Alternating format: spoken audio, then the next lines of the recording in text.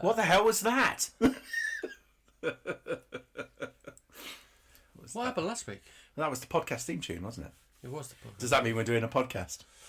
It does. A bit like Donald Trump last weekend. We're back from the dead, apparently. Way! It's only been... What is it? It must be February, right? March? September. That's right, within launched that regular newsletter. Yeah, how's that going? That worked well until we went on holiday. Yes. I think what YouTubers usually say at this point is life events. Yeah. Yeah. Yeah, apparently having actual jobs and families and stuff like that. Yeah. Apparently kind of doing YouTube-y stuff, and although we don't do YouTube stuff, although more on that later perhaps. But just doing a regular podcast and a regular thing, apparently it's almost like a job. Yeah. And if you don't have the time because you've got a job and family and stuff, yeah, apparently that can be problematic. Who knew? Anyway, 2025 is 2/3 done, and we're back. Yeah, and obviously there was no good music that came out between December last year and now, so that's fine. Yeah. So we can start. So jump straight in from now, and we are going to start with new albums from Sabrina Carpenter, with new albums from Tyler the Creator, Wolf Alice, and Nova Twins. Excellent. But we're going to start, Pete, because I am sat... It's a shame we don't have video at this particular point, because I'm sat opposite you wearing a lovely white T-shirt. Well, white, it's kind of cream T-shirt. With the arse end of somebody currently covering your belly button. That's just my belly that makes it look like that. And very large words saying "man-child" on it. You're looking at Sabrina Carpenter. Yeah. So I think it's only fair that we perhaps start maybe with the seventh. And I'm not kidding here, people. The seventh studio album by Sabrina Carpenter. Yeah, Pete. And her first T-shirt. Yeah. That I bought. You can explain that as you go, I think. I think I will. At some point, I'll come to the T-shirt and how it came to be on my person. Yes, her seventh album, which seems remarkable. This is probably an album that's been a long time coming. Though, had you asked me 12 months ago, who is Sabrina Carpenter, Pete, I'd have probably gone, I don't know. That's right. Now that Espresso song. Yeah. I'll come to you and go, yeah. Oh, her. Oh, that one. Yeah, I know that one. It's so here she is. She's landed with an album that has probably for the first time beyond the usual demographic, probably landed in terms of the consciousness of the music listening nation. And as you've rightly pointed out, I am wearing a T-shirt because I was one of the 100,000 people that went to see her in Hyde Park this summer, with the encouragement of my teenage daughter, of course, who led the charge on that one. Good save. Until we got to the merch stand, in which case I then embarrassingly took over, and a much hilarity may or may not have ensued, which resolves in me wearing a cream T-shirt with Sabrina Carpenter on it with the headline "Man-Child." Let's get into this, shall we? This album, to me, is a perfect, quotation marks, a collection of pop hits. It's got disco, it's got funk mixed in, and there's a little Americana and country here and there when you think about tracks like Go-Go Juice. Yes. On this album, it's like her mate Taylor Swift. It definitely plugs in to a genre of breakup and tell all, but then again, hasn't pop music always done that to a certain extent? Very much in the tradition. What makes Sabrina different is the sort of through the heartbreak, and and all of that being very much real in her life, I'm led to believe.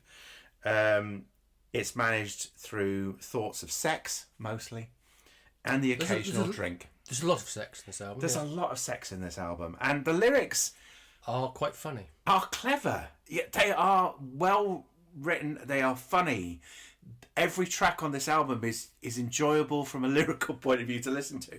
Although occasionally, and I'm saying this as a middle-aged dad, occasionally the heavy-handed references to sex make it ever so slightly clumsy. But then again, we're reviewing an album later in this podcast where a male rapper probably does exactly the same and we don't bat an eyelid. True. But it does make for an interesting collection of quite honest songs about a young woman dealing with the challenges of being a young woman and being quite sexual about it from time to time as well. The highlights for me, of course, are the massive singles, Man-Child, I'm literally wearing the t-shirt, and You Tears. Although also worthy of a mention is Nobody's Son. And we almost broke up again last night, which, not my flavour, not my cup of tea at all, but I thought was actually all right. I quite enjoyed those songs too. That's the softer side of the album, because for the most part, this is upbeat, it's pop, it's in your face, it's lyrically very much in your face. And I had a good time listening to this, more so than I would have done probably even 2 months ago, when I was sat in Hyde Park watching her on stage.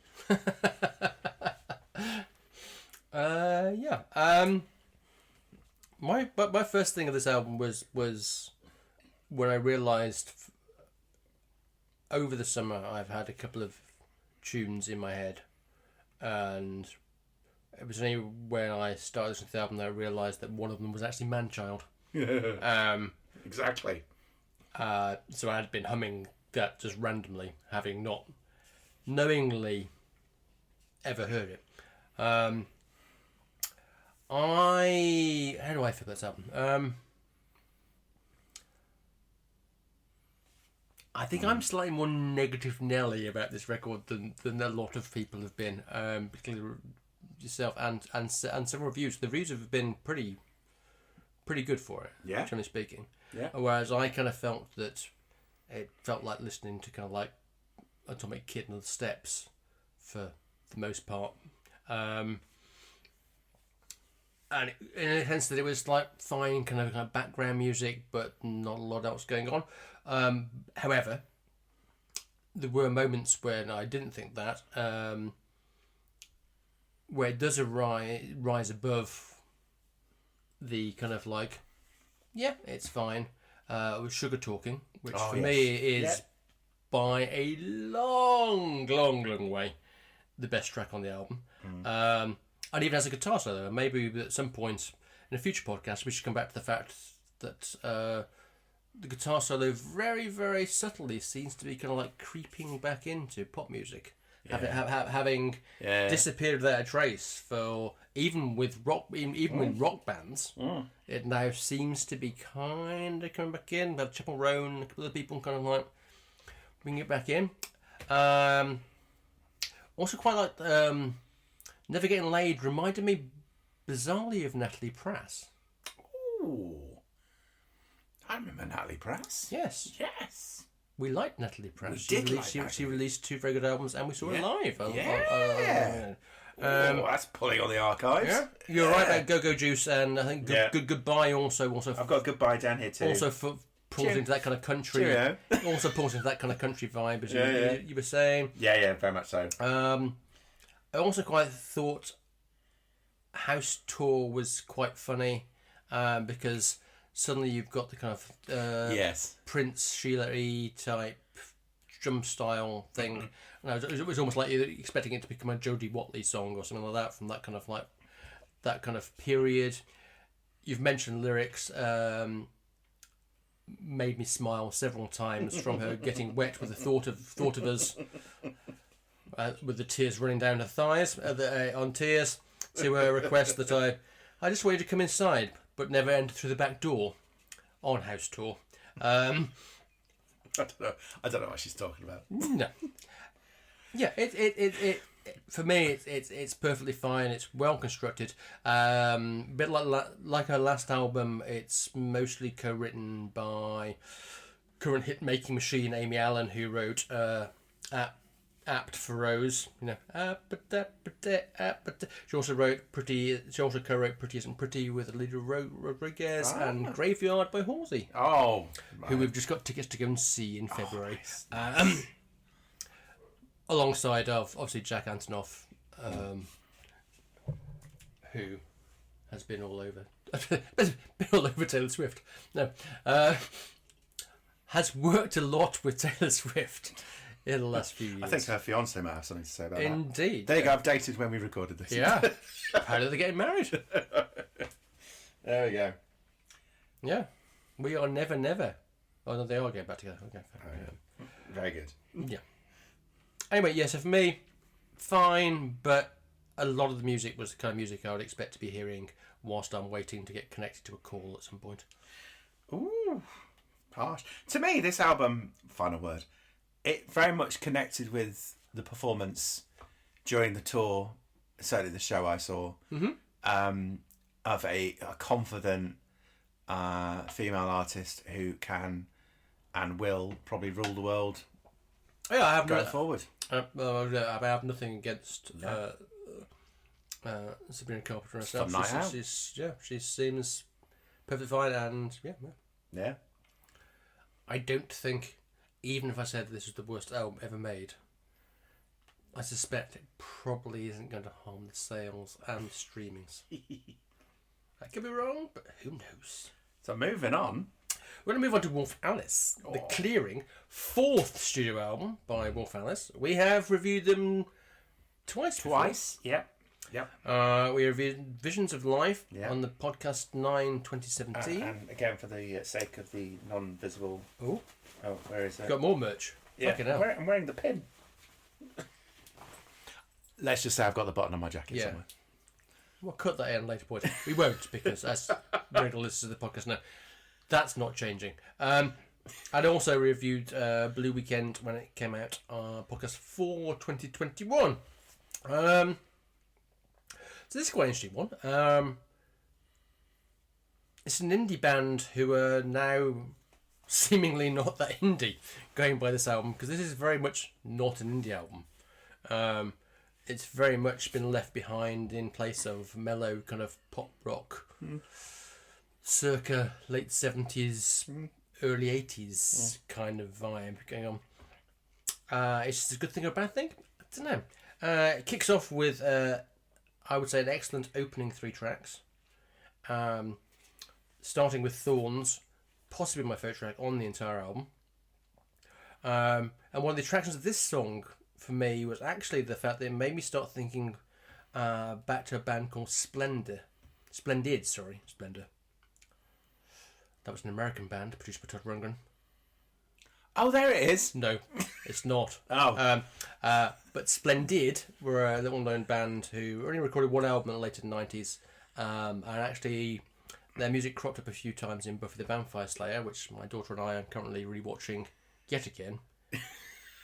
She's watching it, and I'm just jumping in when she's watched 3,000 episodes, and I happen to be awake. And listening to Ellie Roswell's voice on this album, I was surprised. I was reminded of the similarities between her voice and the voice of Splendid singer Angie Hart. And I would recommend listening to... they're standing up in the studio. Oh, wow. I would recommend... Oh, into the archives. Here we go. Listening to this album by Splendid, which was their only album. Came out in 1999. Because her voice is just very, very evocative of what I'm hearing on this record. I also, bizarrely, thinking of that, I then started thinking of other albums as I was listening to other albums and artists I was listening to the record, as we tend to do. And here's that annoying thing if you're an artist, and if you have someone reviewing your record, is people automatically going to go, what else do you sound like? Rather than going, oh yes, you just sound like you. So I'm just going to do that. So I'm going to mention Todd Rundgren again in a minute. Is that it? No. No, okay. But I am going to mention, obviously, there are a few moments in the album where I'm thinking, oh, that sounds like somebody. None more than the screaming, hello, ELO, on bread, butter, tea, sugar, which is just absolutely fucking ridiculous, Fred. It's just it's like ELO with a bit of stylized span kind of thrown in for good measure. It's like Jeff Lynne would be kind of like going, thank you very much. Where's my royalties for this? Because this is like you basically just copied my entire style, and it's weird because it kind of like feels so out of place on the album as well. It does. Yeah. I like that though. Oh, I didn't not like it, but it was just like kind of just very strange. Todd Rundgren was. Do you want to know where I mentioned Todd? That's 3 times now. Just 2 girls. Ah, Just 2 girls is very 70s vibe, but especially with the chorus, it suddenly just it hit a Todd vibe with me that I wasn't thinking about. Similarly, I had a kind of Carpenter's Amy Mann vibe with Safe in the World later on in the album. Yeah. But to get back to the thing of just not saying, oh yeah, just ripping off other people. What I liked about this album is that kind of feeling of evolution and the fact that what can definitely be said about this band, because I really love the last album. I was a bit indifferent to the one before. Which I really liked. You've lived with both. Yeah. But there's definitely been an evolution in sound across all of their records. Yeah. And each one has been different from the one that's preceded it. So there hasn't been just a lazy retread of, we've done that before. And obviously this is risky, and as we've, in our years of doing this podcast, we've both been people that have praised anyone that actually does do that. But by the same token, we're also music fans, so we're also have that inbuilt thing as a fan of somebody who releases a really good album, who then kind of records something that's totally different, of going, whoa, sorry, no, go back to this. This is the thing I love. Go back to doing this, which has meant I've been quite torn, bizarrely, with this record, between part of me that wants them to be back in the land of Blue Weekend, and the kind of admiration of kind of like going, yeah, okay, we did that, but now we're moving forward and doing something slightly different. But each listen that I've had has drawn me in more. That said, I do think this is very much a side 1 album rather than a side 2 album.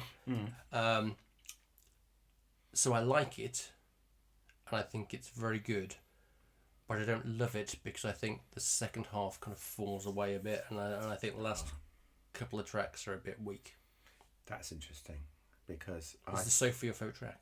Because I think, other than the opening few tracks, I actually think I prefer side 2. Well, you're wrong, Pete. This album, I completely agree with what you're saying about the evolution of the band and moving forward and doing something different, and obviously I loved the previous 2 albums for what they were in different ways. What was amazing when the lead single Bloom Baby Bloom came out, everyone was saying, "Oh my God, this is going to be the loud rocky album. Look at what they've done. They've just gone completely into 70s rock." And of course, the album's not like that, which was my first surprise, a pleasant and welcome surprise, that they hadn't just gone down that route. As you say, they'd gone down that sort of late 70s, 80s pop rock market as well. And even after their excellent Glastonbury performance this year, which again was quite heavy at times, but not always. So to then listen to this album, The Clearing, it was just really good to hear something that was perhaps much fuller, and obviously a bigger production than they've done previously as well. You can tell they've really sort of fine-tuned what they wanted to do on the canvas of the production of this album as well. But there's plenty of folksy charm that I think actually does lean back or point back towards their debut album. I think it's there. Yes, the one we didn't review. Yeah, That is fair, 'cause the debut album was... I think most of the reviews of the debut album were calling it kind of folk indie. Yeah, folk. So I guess. So there's elements of that, and particularly things like songs like Midnight Song, which is very lush, does that. There is, I think Just Two Girls is possibly one of the best tracks on the album. It is. Yeah, okay. I'm saying it is possibly one of the best tracks on the album. It's got that amazing lyric in it that I love. You're so pretty, it's fucking offensive. Yeah. Which is amazing. It just made me properly lol. I think lyrically this is their best. But there's more of a consistency to this album than perhaps there wasn't with the previous album. And as I've suggested, I liked White Horses and The Sofa, so I actually did like the sort of tail end of the album as well. This is a great album. I'm so pleased. Having championed them on the last couple of reviews we've done, we're actually now at that point. I always knew this point was coming. I always knew this point was coming where actually this album would cross over into mainstream consciousness as well, and other people. And there have been other people I've spoken to over the last few weeks out there in the real world that don't care so much about this stuff that we do, who've actually highlighted this album as a really good album that they've found and discovered and saying, you know what, I really like that Wolf Alice. I'm like, oh, yeah. Let me have a smug moment. I've been saying this for years. Be smug. Okay, moving swiftly on to slightly change of music styles. Nova Twins, Parasites and Butterflies, third studio album from this pair, Amy Love and bassist Georgia South. We reviewed both their previous albums, so Who Are the Girls on podcast 3 2020 and Supernova was on podcast 4 2022. Interesting connection. Back in 2018, they actually supported Wolf Alice at a gig at Brixton. No. Wow. Okay. So, are you ready to rock, Pete? Yes.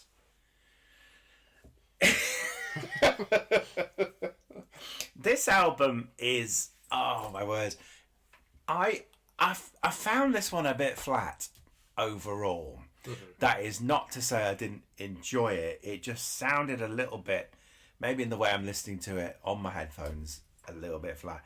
This album deserves to be heard loud. That is true. And probably live. I imagine this is a gig and a half.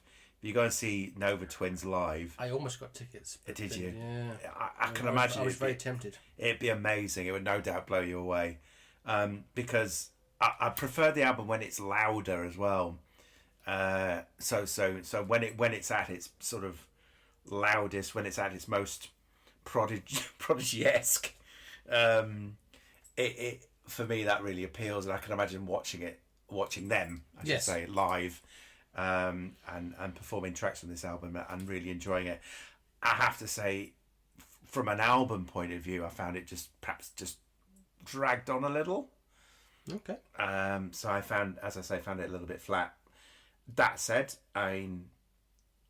highlights for me, the Sopranos. Soprano, yeah. Yeah, Sandman, Hurricane, and despite what I've just said about it being louder, I did actually enjoy Hummingbird, which is the sort of ballad in the middle. Yeah, I did actually enjoy that. So I'm just full of contradictions. Also about Hummingbird, I think that is a lovely song. It's got a sample apparently from an Iranian artist called Masa Vadat from a song called Lullaby, but really like that. I probably like this a bit more than you, because I thought it was very good kind of foot tapping stuff. So it's like, I had it on, I was listening to it, Dolby Atmos mix of it. And from the opener Glory, which I really liked, and particularly I like how it kind of like kicks on after the doorbell ringing in the middle of the song. Yeah. To kind of Monsters, Parallel Universe, and Black Rose, it just has that kind of desire to kind of like tap your foot and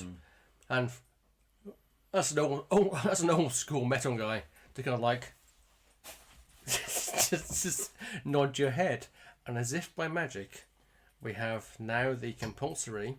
This hasn't changed, Walter, has it? Yes, the compulsory dog enters room. We should get a jingle for this. Yeah, Because it happens every time now, doesn't it? it has. The last few podcasts we've had a visit by Walter and some barking by Walter, which I'm sure will be coming very shortly.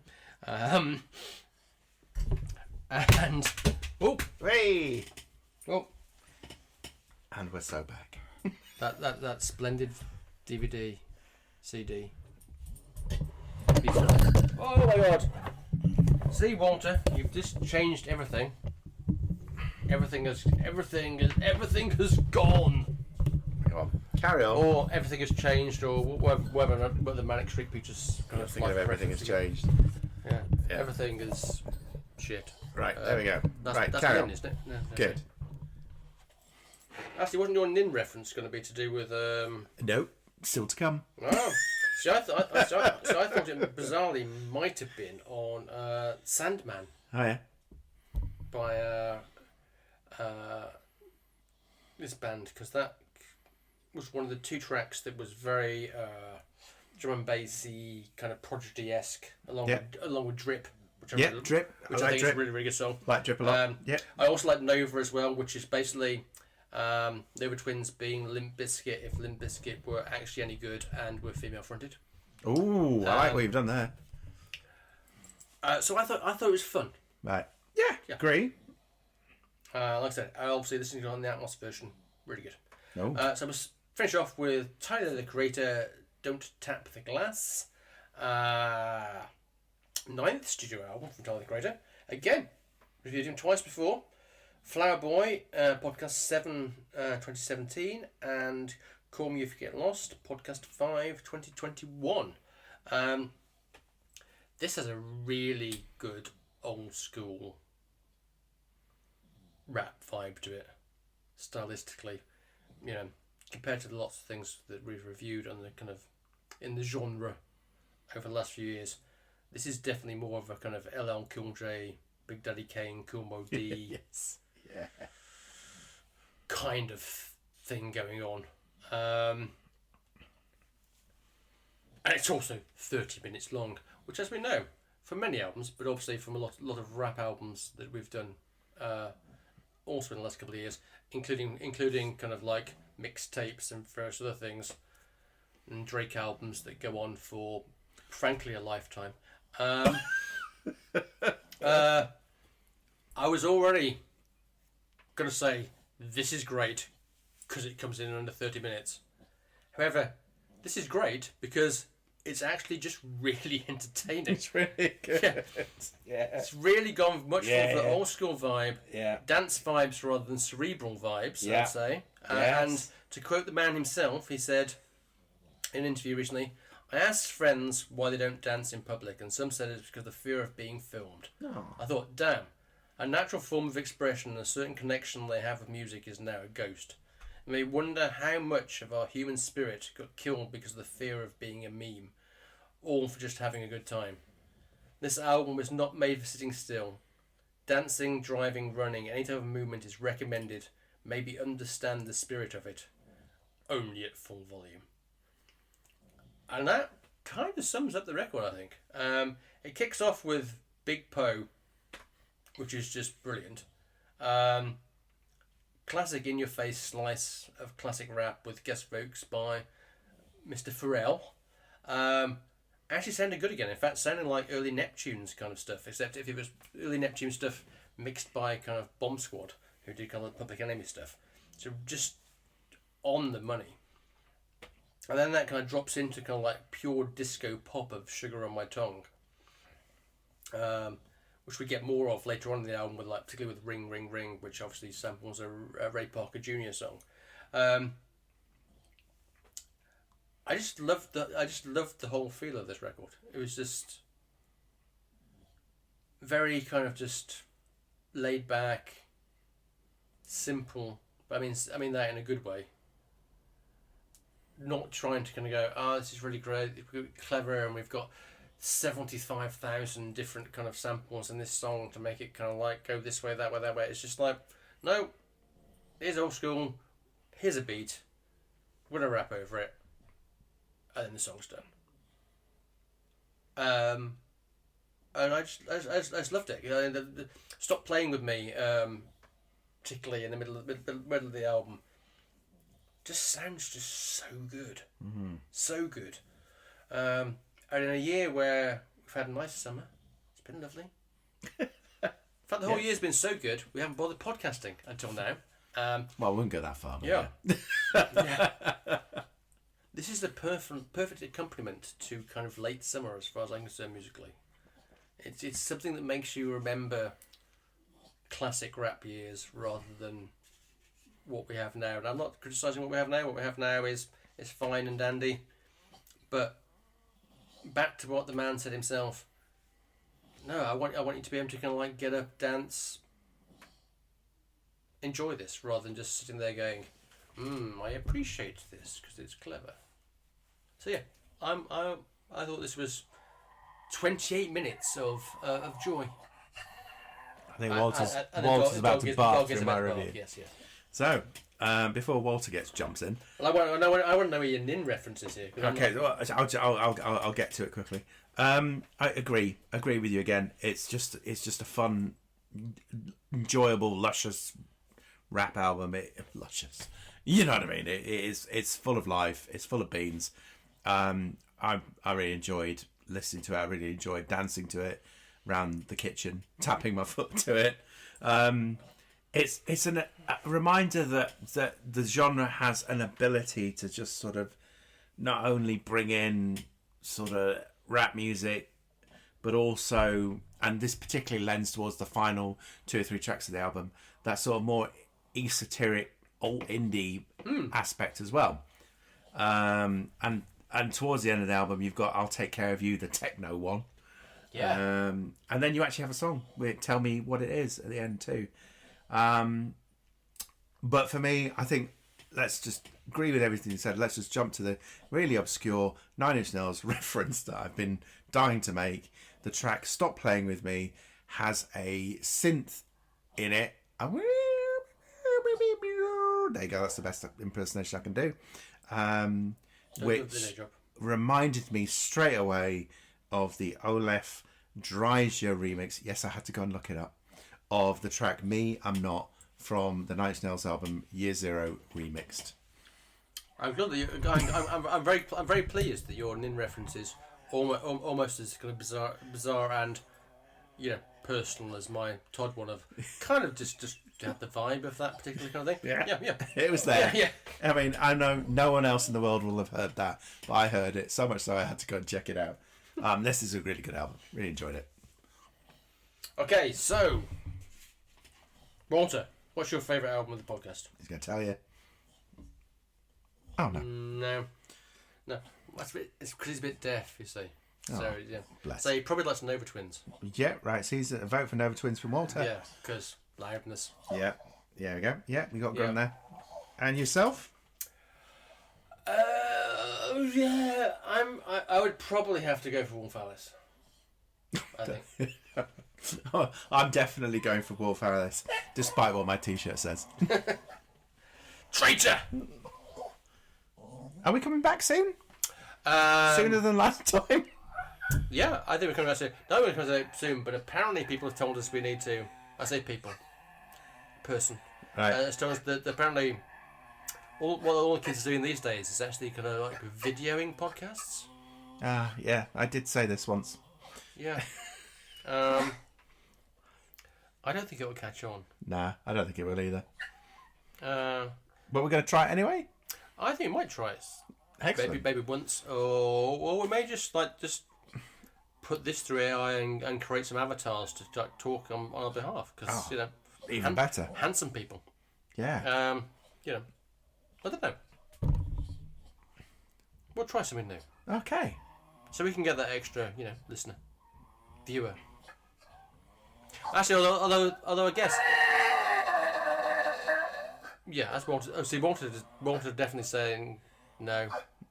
Is what you're trying to say, Walter, is the fact that if we did go on YouTube and actually proper, rather than just the recording on YouTube, would have more people coming online, kind of going, you don't know what you're talking about. Fuck off, you talentless whatever. Is that what you're saying? I think you're probably right. But apparently we have thicker skin than like Donald Trump and people like that. So I believe we can take it. Yeah. Yeah. I can certainly take criticism better than Nigel Farage can. Because Anyway, why would we care? he's gone. If they've landed on the site and made a comment, they've already contributed to our positive stats. And listened to something. So, yeah. Are we in agreement, Walter? I think we are. Yeah. Okay. Yeah. Until next time, when we might be visual. Yeah.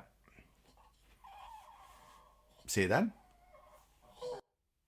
The CTTB Music Podcast is a Vineland production.